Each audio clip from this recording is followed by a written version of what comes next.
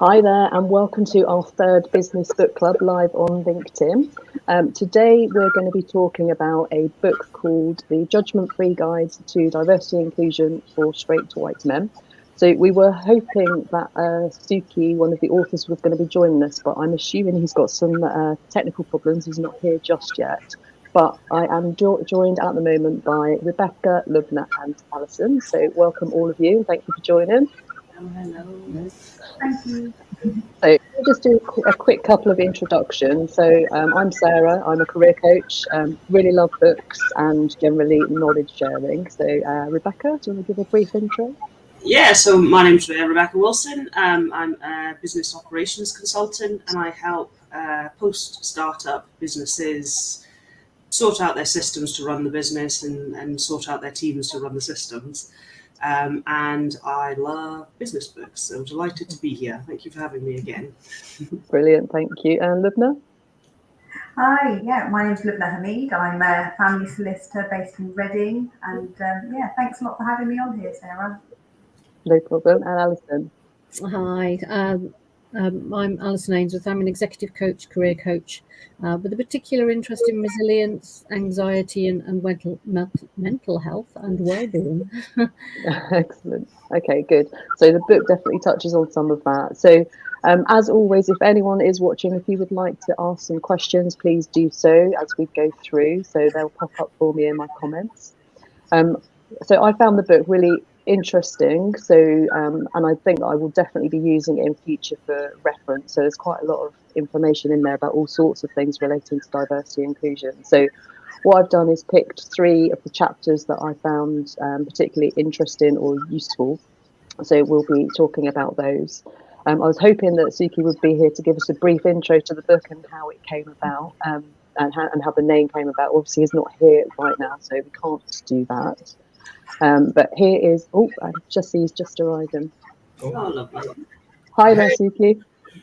How you doing? I'm so sorry I'm Thank late. you. How you doing? That's all right. It's perfect timing, actually. I was just about to ask you if you could do a brief intro to the book, how it came about, and how you came up with the name. Yeah, I That can would be totally brilliant. do that. Thank Sorry, you. I've just also spilled tea all over my... I'm having the worst morning today. I don't know what. Oh, no. But I've been on calls all morning already. I'm in New York. I'm in Chelsea, by the way. Sorry, I'm just going to try and wipe this tea without you. Oh, no problem. No problem. So really great to see you all today. Thank you for hosting this. This is quite exciting. So thank you for having me. So yeah, the book actually came up about 3 years ago, the idea for it. And I work in executive search and inclusion consulting. And one thing that kind of really frustrated me is that my clients were always the same.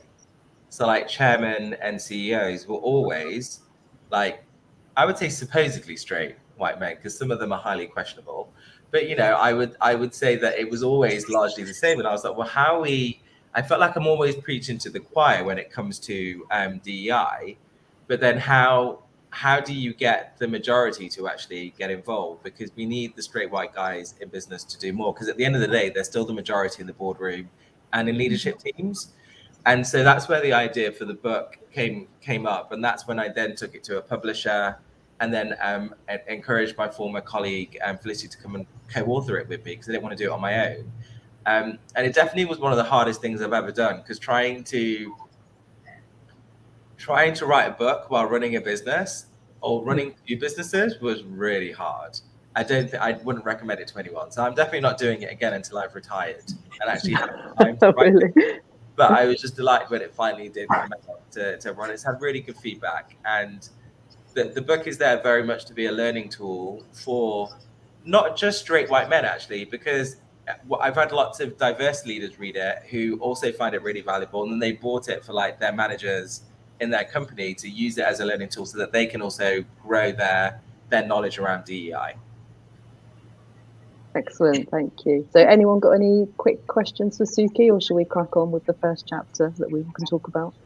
Did you find that the book, did people react to you differently after you'd written the book? No, I don't think so. No. In what way? Well, just did people perceive you as someone who's focused on a specific this guy's, in a good and a bad way, that this guy's really, really up on DEI, and so we want to hire him because he has that, part of his brand, part of his what he cares about, what he's passionate about, and could be the opposite. I'm a straight white guy, and I don't want this guy because he's going to accuse me of etc. I mean, I've never been asked that before, but that's a very good question. I would say that actually, the whole point of the book also was for it to be judgment free. Absolutely, it's actually in the title. So the tone of it is written in a way that we're actually trying to be more encouraging and optimistic, because I think over the years, particularly with gender diversity, has been a priority for most businesses over the last, say, decade. And the men in charge, largely straight white men, have been kind of hit over the head and criticized for not driving it. So we wanted something where actually they would read it without feeling guilty, without feeling attacked. So it actually encourages them to take action. I would say people probably treated me or reacted differently when I got my OBE from the Queen, right, like over 3.5 years ago, because that was almost like I was like a stamp of approval. Because by that point, I've been in diversity and inclusion market probably for about 14.5 years. If I think about the last firm that I was in where I was doing diversity hiring. And so getting the OBE from the Queen for services to diversity business for me was even more of a, more of that seal of approval, where actually, if you imagine, like, we've got US clients, they love all that kind of stuff with the Queen and royalty. And I remember, like, even when I told my parents, like, I'm not that kind of, I don't have daddy issues and mummy issues. Like, I've got an older brother and younger sister who are all like, they have daddy issues in particular. And I'm in the middle where I don't really care. I've never really wanted like the approval of my parents. And I think maybe also being gay, you do build this wall of independence because you worry that when you come out, everyone's going to reject you. You need to have your own kind of independence. But it was the first time, particularly more with my dad, where he was so excited and so proud. Like, I've never seen that before. And I kind of felt that feeling where I was like, oh, now I know what it feels like and why kids probably want their dad to say they're proud of you. But to the point where I would say to my dad, you do know it's my OBE and not yours? Like, but it was amazing, like, taking them into Buckingham Palace with my husband and to collect it. And it was actually Prince Charles that gave me the actual OBE of the day. Oh, so, wow. but yeah, so I'd say that actually was something that gave me more credibility and gravitas, I suppose, in the space. And so it's something that I'm really proud of. Brilliant. Yeah, well done. Okay, we'll go on to the first chapter that I picked then, which was chapter 3, Let's Talk About Race. And I thought the key point here for me was so I listened to the book rather than read it. So the most difficult conversation in the workplace and the silence may be deafening. So I thought they were really interesting quotes. But I was going to start with the first question about what is a microaggression. So Suki, do you want to start with that? Yeah, I mean, a microaggression is almost like the everyday kind of slights or indignities or put downs that most minorities get, for instance, being a person of color, woman, LGBT plus, for instance. But an example would be, for instance, I can give you an example actually very recently where a client, she works for a private equity firm, and I introduced her to a big CEO in the US who leads about 125,000 employees. And she obviously replied straight away. The CEO also replied pretty quickly. And then she sent me a note privately just to say how much she really appreciated the introduction, because the week before in this private equity business, they were two other partners who were two white male partners were in a meeting, actually 4 of them, because there are 4 of them, and she was the only woman. And they were talking about this CEO and saying how, and he referenced the other 2 male partners saying, you two really need to meet him. And kind of like ignored the fact that she was there, basically implying that she didn't need to meet him, which is an example of a microaggression, right? She was excluded from that and wasn't deemed important enough. And so she messaged me just to say, you've no idea how you've made my year, because I can now independently see the CEO and then go to them and say, well, look who I've just met. Because I don't think they've got him in the diary yet, or in the schedule, sorry. So that's just an example of one. But other things could be around,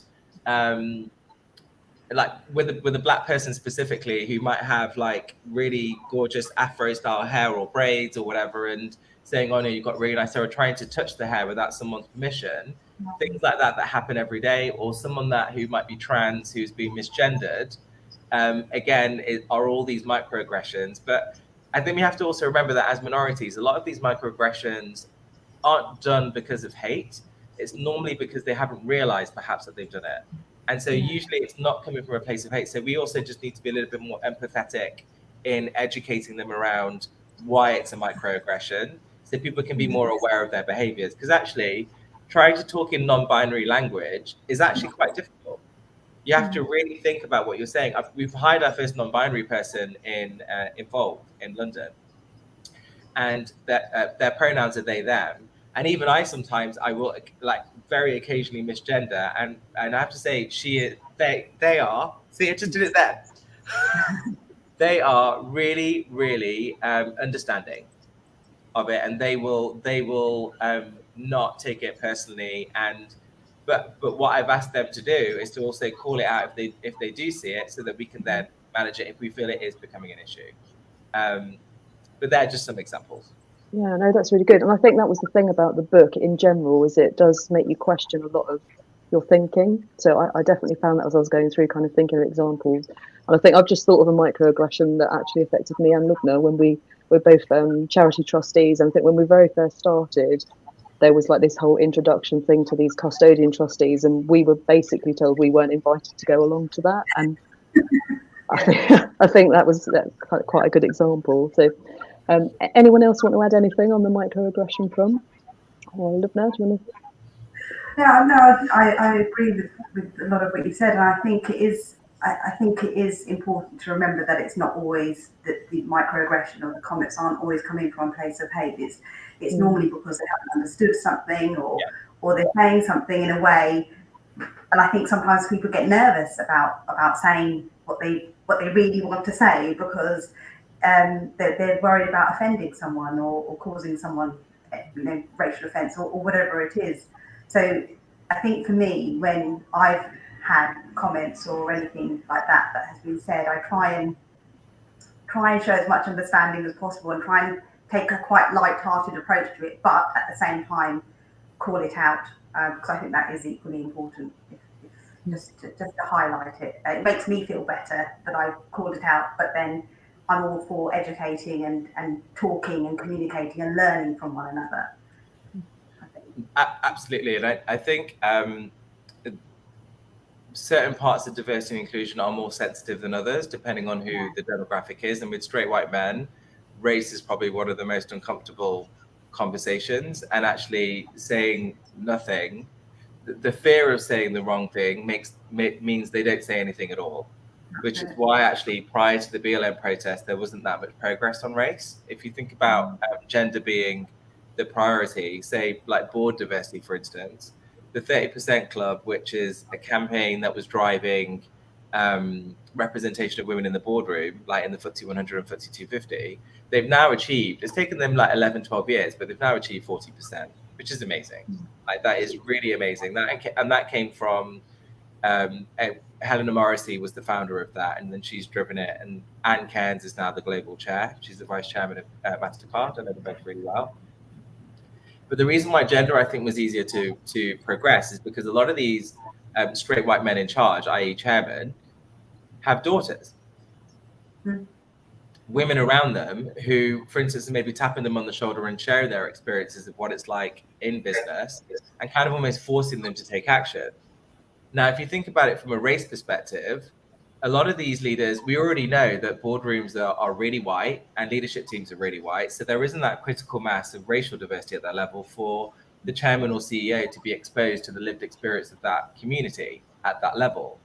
And so unless they had someone in their family, for instance, that might have married outside of their race. I remember meeting this one chairman who was he was such a huge advocate for Black representation during the BLM protest when we were doing meetings with clients. And it turned out that his daughter was married to a Black guy, and they had mixed race children.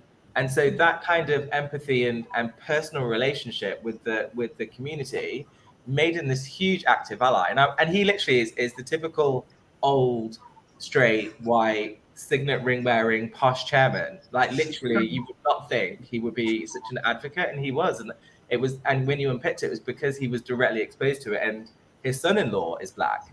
And so he's heard all the experiences that he's had in the business and wanting to do more to tackle it. So empathy is actually a really key thing to build with the different relationships. And I suppose the book is trying to build empathy with all the different topics so that people can understand it and actually take action. But also we're trying to be pragmatic and action orientated, because I get sick of words in business. I want to see what people actually do. Like, stop talking about it and actually do something. Yeah, agreed. I think the other gift that the book has given is, ironically, by labeling it, it allows you to have a conversation in a different way, right? I read this book and it talks about microaggression and this is what it means. Now we can have an open conversation about it, as opposed to starting the conversation at, I saw someone be racist, I saw someone be sexist, which feels difficult and harder and more uncomfortable. So I thought, the irony of it giving a label was actually really helpful in this case. And actually, I have to say, we have to remember this book was written over 3 years. And obviously, in 3 years, a lot can change in diversity and inclusion as well. Remember, we had the pandemic, everyone working remotely, hence why we have, I'm sorry, is that my note? It's not me. But we had the pandemic and everyone working remotely. So we added a chapter around remote inclusion because we thought that isn't going away. Like, it's something that we need to be better at to remotely include people. And then obviously the BLM protest happened probably a year and a bit into us writing this book. So that's why we also started with things around unconscious bias and privilege, because seeing like the BLM protests and hearing about the Black experience in business, but also in society, we just knew we had to do more content on that, because it's the one thing that straight white guys are really, really afraid to tackle because they don't want to do the wrong thing. Yeah. So even race, around things like trying to define the difference between race, ethnicity, and nationality, like when you're in DEI, and I'm in this space and doing it for like nearly 15 years, I know what the terms mean, but we bandy these terms around and use them without actually explaining what they are. Even things like privilege and unconscious bias. So we really were taking it back to the basics to ensure that people got the vernacular right around diversity, and it's always changing. So even in the race chapter, there are loads of ways in which you can define different races, and it depends on what country and region you're in will determine what you can and can't say. So we just try and break it down so it's as easy as possible for the person that's reading. Yeah. Great. Okay. So I guess going on to the practical things then. So how would a leader go about starting that conversation about race? So Suki, do you want to start again with that? Yeah. Well, I mean, I would say education is the first thing that's really important. Mm-hmm. So being able to, because nobody knows everything. I certainly don't. And when the BLM protests were happening, I definitely had to educate myself more around the Black experience, because we're all guilty of using race or ethnicity as an umbrella for different races without really understanding the challenges that all the different communities face. And unfortunately, the Black community has probably suffered the most and been left behind. So it kind of forced me to be a better ally to the Black community as well, but also encouraging others to educate themselves more. But then there's also things around like Stop Asian Hate, which is something else we had to handle with the pandemic, and obviously people blaming China for the coronavirus and lots of attack on Asians. There was just a lot of education and engagement to start with, first and foremost. And then the next thing is around what kind of intention do you have, like in trying to tackle the subject? Because we're not looking to weed out and trip up people through having conversations about race. It's about fostering inclusion and creating a safe space like now to have these conversations, because you have to be able to like say what you feel without feeling you're going to get judged, because there are some really challenging topics to cover and experiences to have. But it's ensuring that you also have racial communities in the room to share their experiences. So when BLM protests were happening, you can imagine a lot of companies got in touch with us. First of all, to bolster hiring of diverse talent, of which, to give you an example, last year alone, 86% of our appointments in Modalis were diverse, like actual appointments. 52% were racially diverse, which is extraordinary, and 65% were women. So I have to say, like, that's us obviously driving it, but also our clients being more purposeful and proactive and wanting to tackle it. But I think being able to create safe spaces with the BLM protest, we were doing sessions with leadership teams and boardrooms, or say with the top 100 execs. I remember it was all virtual, because we were all remote working, we were in lockdowns. But the important thing that we were creating in the content for them is, can we make sure we have Black voices in the virtual room? Like, we need your racially diverse leaders to be able to speak up. An example being I can't say what company, but say a big media company where it was their top 100 leaders on it, and they managed to identify a Black leader in the UK and a Black leader in the US that was willing to share their experiences by film. So they pre-recorded it. They didn't feel comfortable. Remember, these are the top 100 execs globally, including the CEO that was opening it. But they didn't want to have a live conversation, but they wanted to share their experiences in a pre-recorded film, which they then played during the session, which was incredibly eye-opening for everyone in that room. Because I think sometimes with race, and again, this group was largely white. There was probably like a handful of racially diverse leaders of that in the top 100, where it kind of opened their eyes to the challenges and issues. They came from their own employees. So it wasn't like it was outside of somewhere else, because a lot of big companies like to think, oh, you don't have racism here. We're good. We're not racist. But then when you hear it from your own employees, it does then personalize it for the individuals in that room to realize actually the problem is in their company. And what steps can you do to do it? So a lot of it is also around implementing trainings and workshops around race inclusion, the language of race, cultural awareness. So you get the knowledge of the language and actions that you can be taking to tackle it. Excellent. Sounds really, really powerful, that session in particular. Alison, have you come across any of your kind of coaching conversations with your executive coaching? Any race conversations come up? No, but I do agree with everything that was said. I think people shy away from having those conversations, and one of the things that links to the mental health and the safety is around creating that environment, and that whole thing around psychological safety for people to feel that they can talk about things openly. And that is referred to in the book about how we include everyone and we appreciate difference. I think that's a fantastic phrase. So, I think I haven't experienced it necessarily in exec coaching at all, but I'm sure it's out there. Certainly in my corporate life, it was definitely out there, and I can relate to a lot of the experience that Suki has referred to there, where CEOs had daughters in the business, that suddenly they became quite aware of what was going on. Yeah, okay.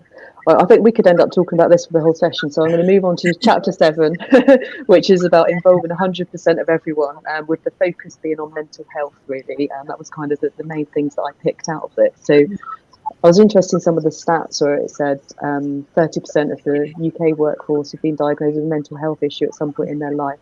And then the 48% of the 18 to 29 suffering loneliness. I thought they were really quite shocking stats. And I guess the pandemic has made that loneliness worse, I would imagine, for most people. So I guess my first question was, what can leaders be doing to support their team members to bring their whole selves to work? So, Alison, did you want to start with that one?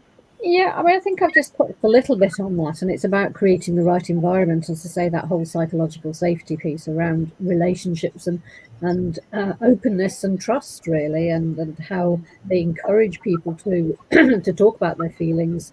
We use the term emotionally labeling. I think it's very healthy to be able to say, I feel this, or this is something that and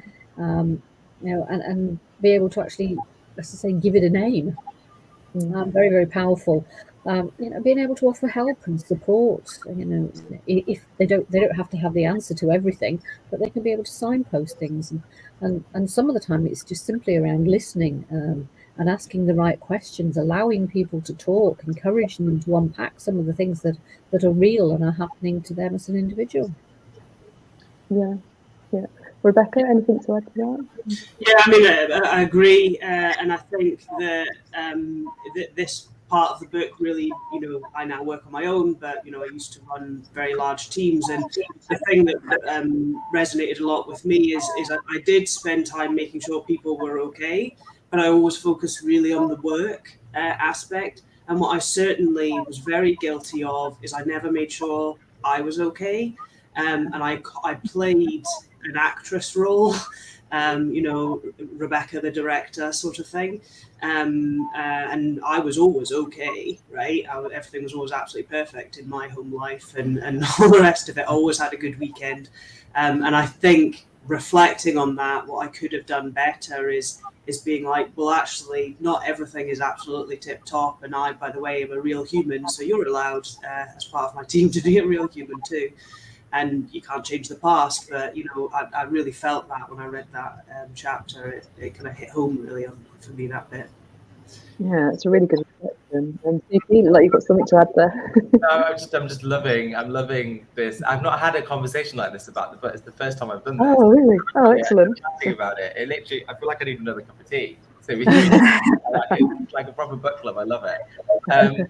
I was actually at the mental health part was actually largely because when we were writing it and the pandemic had happened and people being at home and remembering that actually for some communities, going to the workplace was their safe space.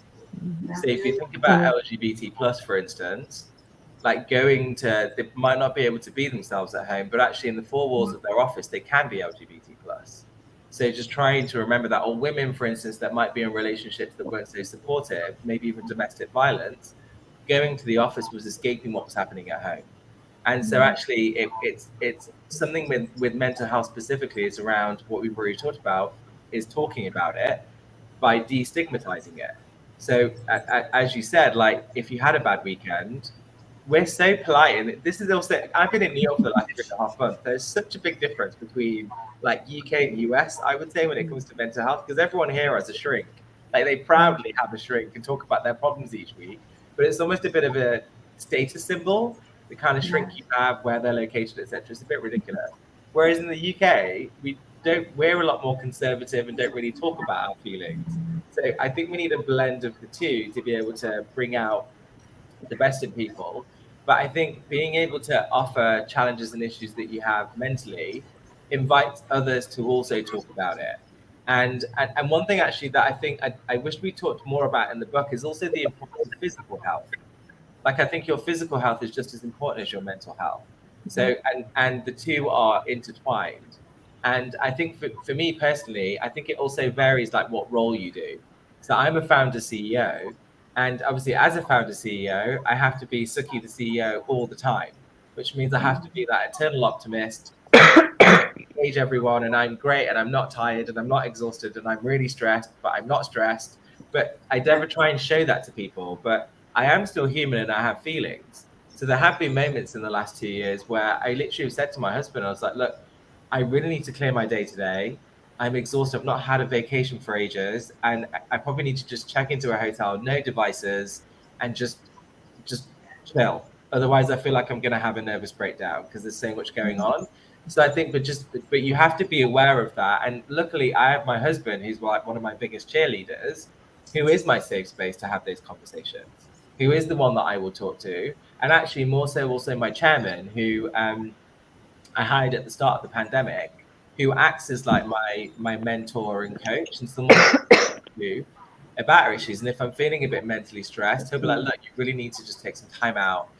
These are the things that you can do to solve like business issues that might be coming up. And so I think just trying to create like an environment where you can talk about it, like others to do it too.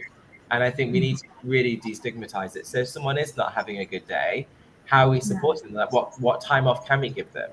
What support do they need? Are there other colleagues they need to speak to? Do you have employee assistance programs that they can get access to, like phone lines to talk to people? Because sometimes they might not want to talk to people within the business, or it could be really personal issues that they're dealing with, but they might be a bit lonely, might not have the best friendship circle.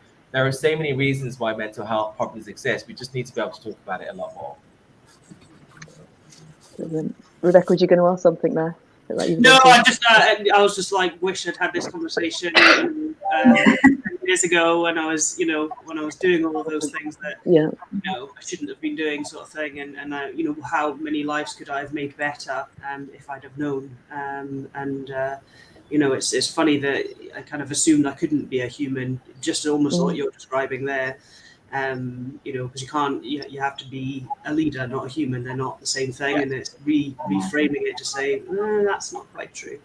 And also, I mean, like in my business specifically, I mean, we do tell our employees, like, look, if you have problems, mental health or otherwise, because we're a remote, we don't have any office real estate, so we all work remotely. It's not like before where, when you're in an office, you could probably see when someone's struggling a bit, you can probably like take it to one side and check in and ask all the right questions. It's not the same in a remote environment. So you really are relying on your employees to have that confidence and inclusive environment to be able to speak about their problems. So for us, we really encourage it and say, look, if you have an issue, we can't read your mind. You have to come and talk to us. And so we have had employees that are going through depression or mental health issues, and we try and support them as much as we can. And that could be through actually reducing the hours that they work, because they might be on medication that actually physiologically stops them from like getting out of bed to start early, for instance, so they might want to adjust their day. It could be to actually them actually just needing time off, as like changing their workload to make it more manageable. Whatever they need, we'll support them. But I mean, I say that from the top as the CEO and to my management team to make sure that message is passed on to everyone else. Because even in the book, we write things around the kind of questions to be asking to make sure that you're armed with being an empathetic leader. Because actually, a lot of people are, particularly straight white men, don't know how to be as empathetic sometimes because they're so focused on the task at hand. We have to humanize them a little bit more. So giving them the kind of language and vernacular around the useful phrases. And from the book, I'm trying to recall things like, almost like a script. Like, I'm really sorry to hear things have been so tough. I'm really pleased that you've chosen to talk to us. How do you feel this has been affecting your work? Just the kind of questions to ask, so that they can kinder and more empathetic. Excellent. So you've just seen that Alison's had to go. Not sure what's happening with the echo now. I'm just going to change my audio.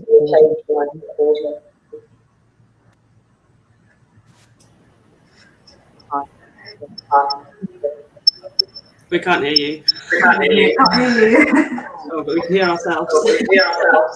Yeah, I can hear me.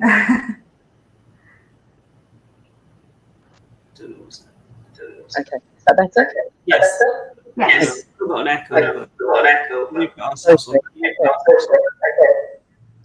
Right. Well, it's been a really, really good conversation. Sorry about that echo. I've got no idea where that has come from. But I thought if we could just go around and have a final comment from each of you, or maybe key point from the book. So do you want to start, Rebecca? Yeah, so I'm kind of going from the book in terms of making you feel it's okay to have a conversation, and I thought the real gift it gives you is the language to use, and particularly I found saying, I read this book, it's this conversation, rather than how the hell did I even open this conversation, and that's what I thought was quite special about the book. So, yeah. Thank you, Rebecca. Libna? Yeah, I think I could relate to quite a few aspects of the book, and it is really helpful. It's a very helpful, invaluable tool to have, especially if you're not used to having those conversations or you're feeling uncomfortable. I think one of the key things for me is you have to keep talking. That's how you're going to keep learning from one another. And you do tend to do that more when you're feeling comfortable with that individual, because then you feel okay about asking what you think might be a silly question. I've been asked the same question many times, and I try and answer it as if it's the first time I've ever been asked it, just to make that person feel okay with asking me. So I think it's okay. If you don't know something, you don't know, and you're only going to learn that by asking. And it's okay. Rebecca, I related a lot to what you were saying in terms of some of the roles I've had, where you always carry that persona of I'm fine and everything. I've got everything under control, and really inside you're having a little bit of a meltdown, and you just need to let someone else know. And the beauty of doing that is then they become comfortable enough to share things with you. So yeah, no. Really and yeah, but Libna, it's also a signal then, like what kind of is it me? That's the echo. Sorry. There is a little bit of an echo, but I can hear you. Yeah. Oh. Lovely. If you go on mute, why don't you try go on mute? Let's see if it changes it. So there's no echo now. No. Yay, we fixed it. I would say that by actually then speaking up and talking about it, it allows people then to create interventions and solutions to help you. No one can help you if they don't know what you're going through. And like, if you're not sharing, but then that means we need to create a culture where people feel comfortable sharing their issues. So again, it does still start with building the environment around actually being inclusive first and foremost. So that's the key thing I would say. Brilliant, thank you.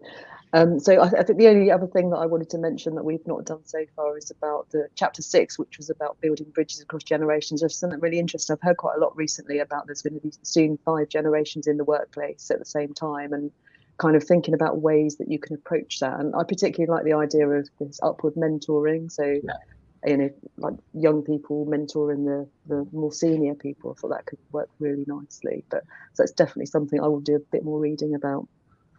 So thank you very much, Suki, for joining us. It's been really interesting. I think we could probably talk for hours, but conscious of everyone's time. So thanks again, Rebecca and Lubna. Thanks for Alison also.